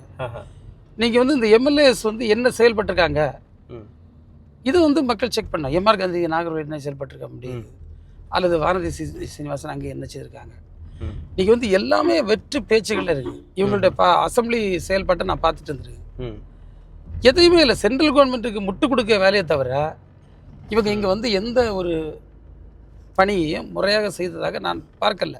ஸோ தமிழ்நாடுடைய வளர்ச்சியை பொறுத்தவரை நீங்கள் பார்த்துருக்கீங்கன்னா மிகப்பெரிய அளவில் தமிழ்நாடுடைய இண்டஸ்ட்ரியல் ரெவல்யூஷனாக இருக்கட்டும், அல்ல மற்ற செக்டர்ஸ்கள் அக்ரிகல்ச்சர்லேருந்து எல்லாமே இப்போது வெளி மாநிலத்திலேருந்து வரக்கூடிய மக்கள், முக்கியமாக வட இந்தியர்கள், அவர்கள் வந்து இங்கே வேலை பார்க்குறாங்க, அதெல்லாம் வேறு விஷயம். பட் அவர்களுக்கு ஓட்டுரிமை கிடைச்சா என்ன ஆகும்? பிகாஸ் எஸ்ஐஆரில் பல நபர்களை புதிதாக சேர்த்திருக்கிறார்கள். அதை நீங்கள் எப்படி செக் பண்ண போகிறீங்க? எப்படி அது வந்து ஒரு ஃப்ரீ அண்ட் ஃபேர் எலெக்ஷனாக இந்த எலெக்ஷன் வரப்போகிறது என்று? தம்பிப்போ நம்ம வந்து யாதும் ஊரே யாவரும் கேளீர், ஆனால் அதை தொட்டு அந்த யாதும் ஊரோட தொட்டு வரக்கூடியது யாவரும் கேளீர், எல்லோரும் உறவுகள். இந்த எல்லோரும் உறவுகள் உள்ள எண்ணம் ஒன்றிய அரசுக்கு இருந்தால் இன்னைக்கு யார் எங்கே வந்து இருந்தாலும் என்ன பண்ணாலும் யாரும் கவலைப்பட போகிறதில்ல. ஆனால் நீங்கள் ஒரு பிரித்தாளும் சூழ்ச்சியோடு அதிகாரத்தை கைப்பற்றுகின்ற ஒரு குறுகிய மனப்பான்மையோடு உங்களுக்கு சாதகமான சில இடங்கள்லேருந்து நபர்களை மற்ற இடங்களை குடியமர்த்தி அது தற்காலிகமாக அவங்கள வந்து வாக்காளர் பட்டியலில் சேர்ப்பதில்லை என்பது ஒரு ஒரு உள்நோக்கத்தோடு செய்யக்கூடிய செயல். அங்கே தான் நமக்கு பிரச்சனை வருது. இப்போ நம்ம தமிழர்கள் வட இந்தியாவில் இருக்காங்க. வட இந்தியர்கள் இங்கே வரதுக்கு நமக்கு எதிர்க்காம நம்ம ஒன்றும் பிரச்சனை பண்ணலை, அவன் அமைதியாக வந்து வேலையை பார்த்துட்டு போகிறான். ஆனால் அதை அரசியலாக்கி அதன் மூலமாக ஆட்சியை கைப்பற்ற முடியுமா? இப்போ நீங்கள் ஒரு எக்ஸாம்பிளுக்கு ஒரே அட்ரஸில் 60 பேர் 70 பேரை வந்து சேர்க்கணும், நம்ம ஏற்றிட முடியுமா? ரைட், ஏற்றிட முடியாது. இப்படியோட குறுக்கு வழிக்கு அவங்க போச்சுமே தான் நம்ம என்ன செய்யும், அதை எதிர்க்கும். எதிர்த்தோன்னு அது என்ன பண்ணால் இதே மாதிரி தான் ஒரு பொய் பிரச்சாரம், வட இந்தியர்களை துரத்தி அடிக்கும் மக்கள்னு இங்கே உள்ள ஆட்களை போர்ட்ரே பண்ணான். ஆனால் அவங்க என்னன்னு சொல்லலாம், ஒரிசாலேருந்து அந்த கோயிலில் உள்ள சாவியை திருடிட்டு வந்துட்டாங்க, கோயில் பொக்கிஷத்தெல்லாம் கொண்டு போயிட்டாங்க, இப்படி என்ன வேணாலும் பேசுவாங்க. நம்ம வந்து ஒரு நியாயமான முறையை குரல் கொடுத்தா கூட வட இந்தியாவுக்கு எதிரானவர்கள் தமிழர்கள் போன்ற ஒரு சித்தரிப்பை இதை வந்து பிஜேபியில் சேரக்கூடிய தமிழர்கள் யோசிக்கணும். நம்ம வந்து எவ்வளவு மோசமாக இன்னும் இந்திய அளவில் பிஜேபியால் சித்தரிக்கப்படுகின்றோம். பிற மாநிலங்களுடைய தேர்தல் பிரச்சாரத்துக்கு நம்ம வந்து எவ்வளவு கொச்சைத்தனமாக நம்ம பயன்படுத்துகிறார்கள். இந்த எண்ணத்தை தமிழ்நாட்டு மக்கள் உணரணும்னு நான் நினைக்கிறேன். ரைட், மறுபடியும் உங்களுடைய கான்ஸ்டிடன்சிக்கே வந்துடலாம் சார். இந்த குவாரி அலிகேஷன் பல இது இருக்குது, நீங்கள் ஒரு அடுத்தடுத்து காட்டிட்டு கூட இருக்கீங்க. பட் இந்த ஒட்டுமொத்த விஷயத்தில் நீங்கள் செய்த நலங்களெல்லாம் இருக்கோம் இல்லையா? ஆமாம், நாம் வரும்போது ஒருத்தர் சொன்னார் ரோடு போட்டு கொடுத்தது, அதெல்லாம் ஒரு பேசிக்கான விஷயம். நீங்கள் இந்த 5 வருஷத்தில் நான் வந்து இந்த 5 வருஷத்தில் ஒரு மிகப்பெரிய அச்சீவ்மெண்ட்டில் இதுதான் என்னோடய அச்சீவ்மெண்ட் அப்படின்னு நீங்கள் பார்த்தீங்கன்னா அது என்னவா இருக்கும்? நீங்கள் வந்து இதை செக்டார் வைஸ் பிரிப்போம். இன்ஃப்ராஸ்ட்ரக்சர் எடுத்துவிடும். நீங்கள் இந்த ரோட்டில் எந்த ரோட்டில் போகணும்னு நீங்கள் என்கிட்ட சொல்லுங்கள். இப்போ நான் அந்த ரோட்டில் வண்டி திருப்ப சொல்லேன், நீங்கள் எங்கேயுமே மோசமான ரோடு பார்க்க முடியாது. ஓரளவுக்கு மனசாட்சியோடு நான் சொல்லுகிறேன், அந்த அளவுக்கு அது கிராம சாலைகளாக இருக்கட்டும், நெடுஞ்சாலையாக இருக்கட்டும், பேரூராட்சிகளுக்கு சொந்தமான சாலையாக இருக்கட்டும், அவ்வளோ ஃபண்டு கொடுத்து நம்ம வந்து சாலை மேம்பாடு பண்ணியிருக்கோம். குடிநீர் பார்த்தீங்கன்னா அந்த அளவிற்கு போய் பல கோடி ரூபாய்க்கான குடிநீர் திட்டங்களை வந்து நம்ம நிறைவேற்றியிருக்கோம். இதே போல் பார்த்தீங்கன்னா இந்த பேசிக் கட்டமைப்பெல்லாம் எடுத்துக்கிட்டீங்கன்னா நீங்கள் பஸ் ஸ்டாண்ட்ஸ் பார்ப்போம். நீங்கள் வந்து ஒரு ஆட்சியில் ஒரு பஸ் ஸ்டாண்ட் கட்டலாம், 2 பஸ் ஸ்டாண்ட் கட்டலாம். நாங்கள் வந்து பார்த்தீங்கன்னா அத்தனை பஸ் ஸ்டாண்ட் கட்டியிருக்கோம். நீ களியக்காவில என்ட்ரி ஆனோன்னு பஸ் ஸ்டாண்டு நேரே கொடுத்துற பஸ் ஸ்டாண்டில் டெவலப் பண்ணியிருக்கோம். Thuckalay bus stand, Kulasekaram bus stand, Thiruvattar bus stand, Karungal bus stand, Colachel bus stand மேம்பாடு 5 crore, இப்படி போயிட்டே இருக்குது. Nagercoil omni bus stand. இன்னைக்கு பஸ் ஸ்டாண்ட்னா அவ்வளவு பாலங்கள், அவ்வளோ பாலங்கள். அடுத்தது இந்த டூரிசம் கட்டமைப்பு 37 கோடி ரூபாய்க்கான அந்த கண்ணாடி பாலம் தொடங்கி அதுக்கு பக்கத்தில் போட் ஷெட்டி தொடங்கி நீங்கள் இன்னைக்கு வந்து எத்தனையோ கட்டமைப்புகளை நம்ம உருவாக்கியிருக்கோம். இனி ஐடி இன்ஃப்ராஸ்ட்ரக்சருக்காக நான் ஐடி மினிஸ்டராக இருக்க சமயத்தில் ஒரு 100 கோடி ரூபா போட்டு ஒரு பெரிய பிளானை போட்டோம். எங்களால் ஒரு ப்ராப்பர் லேண்ட் ஐடென்டிஃபை பண்ண முடியலை. எனக்கு லேண்டு பயங்கரமான கன்ஸ்ட்ரைன்ஸ் இருக்குது. இங்கே லேண்டு ரொம்ப ரொம்ப கஷ்டம். நீங்களே பார்க்குங்க, எல்லா இடமே சின்ன சின்ன லேண்டு ஹோல்டிங் தான். ரைட். பெரிய லேண்டு எம்டி லேண்டு எதுவுமே கிடையாது. அதுலேயும் லேண்டு அதுலேயும் கவர்மெண்ட் பிரம்புக்கு லேண்டு எங்கேயுமே எங்களுக்கு ப்ராப்பராக இல்லை, ரோடு அக்சஸோட. அதனால நம்ம வந்து என்ன சொன்னால் இப்போ வந்து அந்த ப்ராஜெக்டை ப்ரொசீவ் பண்ண முடியலை. இப்போ நம்ம வந்து திரும்ப நியூ டைடல் ஒன்று அறிவித்து அதுக்கு நிதி ஒதுக்கீடு செய்து இப்போ வேலைகள் ஆரம்பித்தாச்சு. ஸோ அது வரப்போகுது. இப்படி வந்து ஒவ்வொன்றும் நீங்கள் எனக்கு மனசு தொட்ட இன்னொரு சம்பவத்தை சொல்லேன். கன்னியாகுமரி டிஸ்ட்ரிக்டில் பார்த்தீங்கன்னா இந்த இட வசதி பார்த்தீங்களா அவ்வளோ வீடு வீடாக இருக்கும். ஆமாம், சிட்டி மாதிரியே இருக்கும். ஆமாம். அப்போ இப்படி இருக்க சமயத்தில் வந்து ஒரு ஆள் இறந்து போனால் இவங்களை தகனம் பண்ணுவதற்கெல்லாம் பெரிய சவால். அதுக்கு கொஞ்சம் தகன மேடைகள் இருக்கும். அது வந்து ஜாதி சார்ந்து மதம் சார்ந்தெல்லாம் இருக்கும். எல்லாரும் போகக்கூடிய அளவில் இருக்காது. எனக்கு உண்மையிலேயே ஒரு எண்ணம், குறைந்தபட்சத்தின் மாவட்டத்தின் 4 பகுதிகளில் 4 நவீன தகன மேடை கொண்டு நான் உண்மையில மாண்பு முதல்வர்கிட்ட அப்ரோச் பண்ணி நாங்கள் 4 கொண்டு நினச்சி இந்த 5 ஆண்டு காலத்தில் 7 நவீன தகன மேடை 12 கோடி ரூபாய் திட்டத்தில் கொண்டு நிறைவேற்றி இன்னைக்கு அந்த பிரச்சனைக்கு முற்றுப்புள்ளி வச்சிருக்கோம். இனி கன்னியாகுமரி மாவட்டத்தில் ஒரு ஆள் இறந்தாலும் தகனம் பண்ண வழி இல்லைன்னு இந்த நிலை முற்றிலுமா இல்லை. இப்போ இந்த 4 வருஷத்தில் நாங்கள் தான் அச்சீவ் பண்ணியிருக்கோம். ஓகே. பள்ளிக்கூடங்கள், மருத்துவமனைகள் ஒரு சமுதாயத்திற்கான ஒரு மிக முக்கியமான இடம். ஸோ அதில் அந்த செக்டரில் நீங்கள் என்னலாம்? நீங்கள் பள்ளிக்கூடங்களில் வந்து பார்த்தீங்கன்னா நான் உங்களுக்கு எக்ஸாக்ட் ஃபிகர் எடுத்துறேன். நீங்கள் இந்த 5 வருஷங்கள் அங்கே பள்ளி கட்டிடங்கள், அங்கன்வாடிகள் கணக்கே கிடையாது. அதாவது primary school, middle school, high school, higher secondary school, அவ்வளோ பள்ளி கட்டிடங்கள் கட்டியிருக்கோம். அறிவுசார் மையங்கள் புதுசாக கட்டியிருக்கீங்களா இல்லை பல? புதிய கட்டிடங்கள். ஓகே. பல கோடி ரூபாய்க்கான திட்டம். 2வது பார்த்தீங்கன்னா 2 அறிவுசார் மையம் கட்டியிருக்கோம். அது வந்து ஒன்று நாகர்கோவிலில், ஒன்று கொல்லங்கோட்டில். அதுக்கப்புறம் பார்த்தீங்கன்னா நம்ம இந்த போகிற ரோட்டில் தான் கண்டனவிளை பகுதியில் ஒரு ஐஏஎஸ் கோச்சிங் சென்டர், ஐஏஎஸ்ல டிஎன்பிஎஸ்சி யூபிஎஸ்சி எதுக்காக இருந்தாலும் ஒரு கோச்சிங் சென்டர் இது வந்து கவர்மெண்ட் ஓகே ஆரம்பிச்சிருக்கோம். இப்படி பார்த்தீங்கன்னா எஜுகேஷனில் என்னென்ன பண்ண முடியுமோ அவ்வளோமே நம்ம பண்ணியிருக்கோம். இது என்னுடைய தனிப்பட்ட முயற்சியில் ஒரு நம்ம மாவட்டத்தில் ஒரு 7,000-8,000 பிள்ளைகளுக்கு ஆங்கிலம் ஒரு 2-3 வருஷமாக கற்றுக் கொடுத்துட்ருக்கோம். ஓகே. கன்னியாகுமரி ஸ்பீக்ஸ் இங்கிலீஷ்ன்ற ப்ரோக்ராம் மூலமாக நானே டீச்சர்ஸ் அப்பாயின்ட் பண்ணி கான்ட்ராக்ட் பேசிஸில் அவங்க போய் பிள்ளைகளுக்கு வெல்னரபிள் ஸ்கூல்ஸ், இந்த கவர்மெண்ட் ஸ்கூல்ஸில் போய் அந்த ஏழை பிள்ளைகளுக்கு இங்கிலீஷ் சொல்லி விடக்கூடிய வேலை நடந்துட்டு. இப்படி நாங்கள் பல வழிகளில் கட்டமைச்சிட்ருக்கோம். சிஎஸ்ஆர் ப்ரோக்ராம்ஸ் மூலமாக நிறைய சேர்ஸு, டெஸ்க்கு, பெஞ்சு வாங்கி கொடுத்துருக்கோம், கம்ப்யூட்டர்ஸ் வாங்கி கொடுத்துருக்கோம். ஸோ நிறைய பணிகள் அந்த எஜுகேஷன் சார்ந்து செய்திருக்கோம். ரைட். இப்போது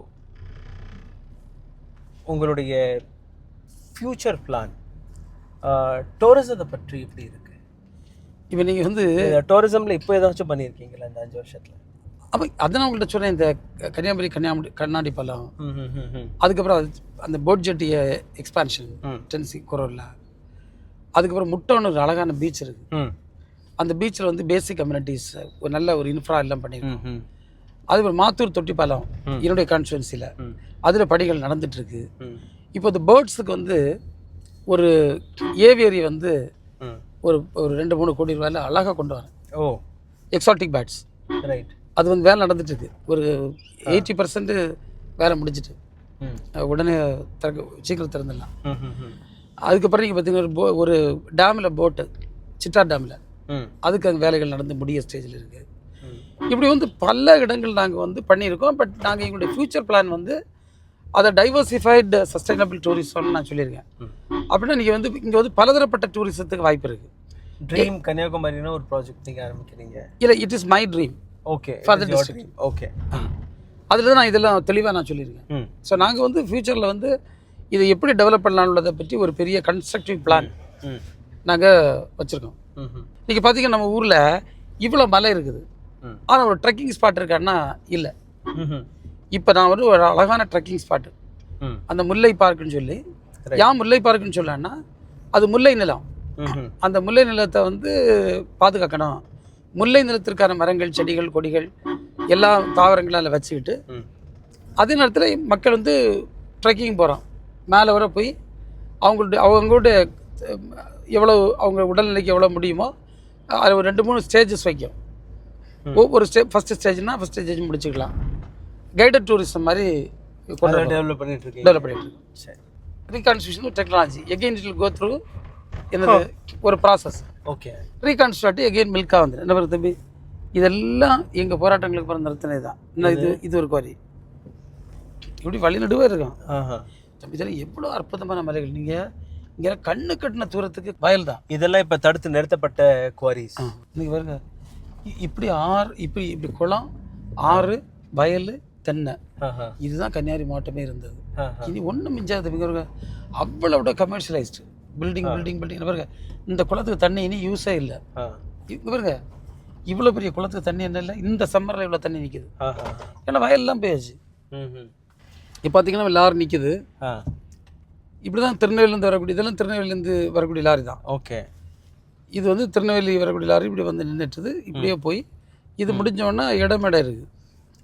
இப்போ இடமேடை வரும். ஆமாம், இடமேடை. ஓகே. அங்கே வெளியே போய் நம்ம இப்படியே பாருங்க, இடமேடை வழி அப்படி போய் அங்கே இடைய போடுது. இதில் எடை போட்டு இடம் சரியாக இருக்கான்லாம் பார்த்துக்கிட்டு அங்கே ஆமாம், ஓகே, ஆட்டோமேட்டிக் இடம் அப்படி இடையை போட்டுட்டு அங்கே வரோம். ஸ்ட்ரைட்டாக ஸோ நேராக வந்து இப்படியே நேராக ரோட்டில் அவங்க வர முடியாது. ஆமாம், இடமுடி போய் தான் வரணும். ஏன்னா அங்கே முடிஞ்சோன்னா செக் போஸ்ட் இருக்குது. செக் போஸ்ட் கிராஸ் பண்ணி தான் அவங்க வெளியில் அவங்க. ஆமாம், ஏன்னா இடைமேடை இல்லாமல் கொண்டு போனால் செக் போஸ்ட்டில் ஒத்துவிட மாட்டாங்க. ரைட். எடை போட்டு அது இது கொண்டு போனோம். இவ்வளோ தான், இத்தனை டன் தான் இருக்குது. அது மேட்ச் ஆகுதான்னு பார்ப்பாங்க ஸ்டேஷனில். ரைட். அது அலௌடு நாம்ஸுக்குள்ளே வந்திருக்கா இல்லையான்னு உள்ளதை பார்ப்பாங்க. இந்த இங்கே இருக்குது செக் போஸ்ட்டு ஃப்ரெண்டில். ரைட். ஸோ இங்கேருந்து எடை போட்டுட்டு அப்படியே அது வரும் வெஹிக்கிள் வந்து இந்த செக் போஸ்ட்டில் வந்து அவங்க என்ன செய்வாங்கன்னா அந்த செக் போஸ்ட்டில் நிற்பாங்க. ஆமாம்.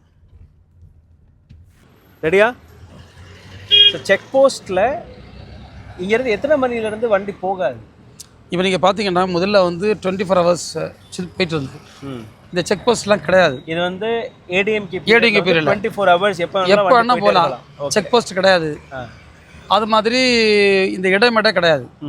இப்போ நம்ம வந்து இந்த பார்டர் கம்ப்ளீட்டாக க்ளோஸ் பண்ணி, இது ஒரு செக் போஸ்ட் 5 கிராமத்தில் இருக்குது, ஆர்லாமல்லியில் இருக்குது, காணிமடத்தில் இருக்குது. எல்லா பார்டரையும் க்ளோஸ் பண்ணி செக் போஸ்ட் போட்டு சிசிடிவி. செக் போஸ்ட் வந்து அந்த மதுரை ஹைவே கோர்ட்ல இருந்து வந்து ஆர்டருக்கு அப்புறம் போட்ட செக் போஸ்ட். ஆமாம். நீங்கள் வந்து நம்ம வந்து டோட்டல் 10 வீலுக்கு மேலே வண்டியை பேன் பண்ணோம். பேன் பண்ணோன்னா அது பேன் பண்ண முடியாது, ஸ்டேட் கனாட் ரெஸ்ட்ரிக்ட்னு ஆர்டர் வந்து உடனே நம்ம ரெகுலேஷனுக்கு போனோம். இந்த ரெகுலேஷனுக்கு போட்ட செக் போஸ்ட் தான் இந்த 4 செக் போஸ்ட்டாகும். அப்போ இந்த பார்டர் வழி இல்லாமல் வேறு எந்த வழியும் நம்ம பார்டருக்குள்ளே நுழைய முடியாது. திருநெல்வேலியிலேருந்து கன்னியாகுமரி நுழைய முடியாது. அப்போ அதில் வந்து இந்த செக் போஸ்ட்டில் வந்து இவங்க முதல்ல இடைமேடையில் போய் இட போடுவாங்க. அடுத்து அப்படியே வந்து செக் போஸ்ட்டில் வந்து இந்த செக் போஸ்ட்டில் போலீஸ் இருந்து டாக்குமெண்ட்ஸ் வந்து வெரிஃபை பண்ணுவாங்க. சிசிடிவி கேமரா சர்வைலன்ஸ் இருக்கும். இந்த டாக்குமெண்ட்ஸ் சிசிடிவி இருக்குது. என்ன இருக்குல்ல, என்ன ஓப்பனாக தெரியுதுல உங்களுக்கு? ஆமாம், சிசிடிவி இருக்குது. ஓகே. இந்த சிசிடிவி சர்வைலன்ஸ் பார்த்துட்டு எல்லாமே இது வந்து டிஸ்ட்ரிக்ட் இனிஷியேட்டிவ். இது டிஸ்ட்ரிக்ட். ஆமாம், இந்த இருக்குது. இது வந்து நேர எஸ்பிகிட்ட வந்து என்ன செய்யலாம், எஸ்பி ஆஃபீஸில் கனெக்ட் ஆகும். அங்கே ரவுண்ட் த கிளாக் வந்து அதை வந்து மானிட்டர் பண்ணுவாங்க. ஓகே. ஸோ அதனால் அங்கே வந்து எந்த இதுவும் பண்ண முடியாது. ஓகே. இவங்க வந்து இடம் இருக்கா, பெர்மிட் இருக்கா, எல்லாமே பார்ப்பாங்க. பார்த்துக்கிட்டு தான் என்ன செய்வாங்க, அதை வந்து ஸோ கொடுப்பாங்க. அங்கே லாரி வரும்போது இங்கே ஆஃபீஸர்ஸ் பார்த்ததுக்கப்புறம் இவங்க வெரிஃபை பண்ணாதான் வண்டியே வெளியில் போகும். வெரிஃபை பண்ணி இவங்க சீல் பண்ணாதான் வண்டி போகும். இல்லைன்னா அந்த வண்டி இங்கே போக முடியாது. இப்போ வந்து ஒரு 5:30 மணி ஆகுது. எனக்கு பின்னாடி பார்த்தீங்கன்னா ஒரு லாரி கூட கிடையாது. அங்கே எல்லா லாரியுமே இடைமேடையில் தேங்கி நிற்கி. இந்த லாரியெல்லாம் நீங்கள் பார்த்தீங்கன்னா 10 மணி வரை இந்த ரூட்டை கிராஸே பண்ண முடியாதுங்கிறாங்க. 10 மணிலேருந்து 6 மணி வரை லாரிஸ் எல்லாம் போகலாம். அதுக்கப்புறம் மறுபடியும் 6லேருந்து இல்லை, அதுக்கு பிறகு 6லேருந்து 10 மணி வரை போக முடியாது. 6லேருந்து 10 மணி வரைக்கும் போக முடியாதாம். 10லேருந்து 3 மணி வரை எத்தனை லாரிஸ் பாஸ் ஆக முடியுமோ அந்த அத்தனை லாரிஸ் பாஸ் ஆகுங்கிறாங்க. ஸோ இப்போ நீங்கள் பார்த்தீங்கன்னா இன்னொரு லாரி பின்னாடி வருது. இந்த ரெஸ்ட்ரிக்ஷனு பப்ளிக் வண்டி நம்ம பண்ணதான். இது வந்து ஒரு வெஜிடபிள் எல்லாம் எடுத்துகிட்டு போகிற லாரி, கனிவளம் போகக்கூடிய லாரிஸ் இது கிடையாது. ஏன்னா இது ஒரு மிகப்பெரிய அலிகேஷன் எடுத்து வச்சுருந்தாங்க. ஆயிரக்கணக்கான லாரிஸ் இங்கேருந்து போகிறதாக ஒரு கணக்கு. போனால் கூட அது எப்படி ரெஸ்ட்ரிக்ட் பண்ணி எப்படி அது கட்டுப்பாட்டுகள் ஸ்டேட்டால் இதுதான் பண்ண முடியும். என்ன பண்ண முடியுமோ அதை மேக்ஸிமம் என்ன பண்ணி, அதை நான் உங்கள்கிட்ட சொன்னேன். 25 செக் போஸ்ட்டு இந்த பார்டரில் இருக்கக்கூடிய செக் போஸ்ட்டு சேர்ந்து இது ப்ளஸ் 21 செக் போஸ்ட் இருக்கக்கூடிய ஒரே டிஸ்ட்ரிக்ட் இந்தியாவில் கன்னியாகுமரி தான். இது கண்டிப்பாக இந்த கவர்மெண்ட் எவ்வளவு கமிட்டடாக இந்த டிஸ்ட்ரிக்ட் அட்மினிஸ்ட்ரேஷன் இருக்குன்றதுக்கு எடுத்துக்காட்டு தான் இது. பியூட்டிஃபுல். இன்றைக்கி நாள் முழுவதும் நாம் இந்த விஷயத்தை பற்றி மிக ஆழமாக பேசணும். பல சந்தேகங்கள் இருந்தது, பல queries இருந்தது. அதே மேலே நீங்கள் பார்த்தீங்கன்னா ஏராளமான அலிகேஷன் இருந்தது. ஐ திங்க் இந்த எபிசோட் உங்கள் மனதில் இருக்கக்கூடிய பல்வேறு கேள்விகளை முறிச்சிருக்கும் என்று நம்புகிறேன். இது ஒரு பகுதி மட்டும்தான். அடுத்து இன்னொரு பாட்காஸ்ட் வர இருக்குது. அதில் ஏராளமான கேள்விகள். இந்த தொகுதியில் வேறு என்னெல்லாம் செய்திருக்கிறார், வேறு என்னெல்லாம் அவருடைய ஃப்யூச்சர் பிளான்ஸ் இருக்குது, அடுத்த வரக்கூடிய தேர்தலில் எந்த விதமான எதிர்ப்புகள் அவருக்கு எதிராக இருக்கிறது, எப்படி அதை டேக்கிள் செய்ய போகிறார், அதை தாண்டி இங்கே இருக்கக்கூடிய மக்களுக்கு களத்தில் இறங்கி அவர் என்னெல்லாம் செய்திருக்கிறார் என்கிற அந்த விஷயத்தையும் அடுத்த ஒரு காணொலியில் பார்க்க போகிறோம். தேங்க்யூ ஸோ மச் சார், உங்களுடைய நேரத்தை கொடுத்து இந்த அளவில் விளக்கியதற்காக. ஏன்னோ காலையில் ஒரு 1 மணியில் ஆரம்பித்து இன்றைக்கி நம்ம 5:30 மணி ஆயிடுச்சு. But it is something very big which generally no other politicians do. You know அறையில் உட்காந்துட்டு இதை தான்ப்பா போய் பார்த்துக்கங்கன்னு சொல்கிறத விட நான் வந்து காட்டுறோங்கிற அந்த தைரியம் வந்து it's a welcoming thing. And congratulations for everything, every bit you have done to the society. Thank you so much. ஊடகம் கார்ப்பரேட் அரசியல்வாதிகளின் கைப்பாவையாக அடிமைகளாக இருந்தது போதும். இனி சாட்டை எடுத்து சுழற்றும் நேரம் வந்துவிட்டது. ஊடகம் பொதுமக்களாகிய உங்களுக்காக உங்களாலேயே இயக்கப்பட வேண்டும். ஊடக சுதந்திரத்திற்காக உங்களின் பங்களிப்பை இன்றே அளித்திடுங்கள்.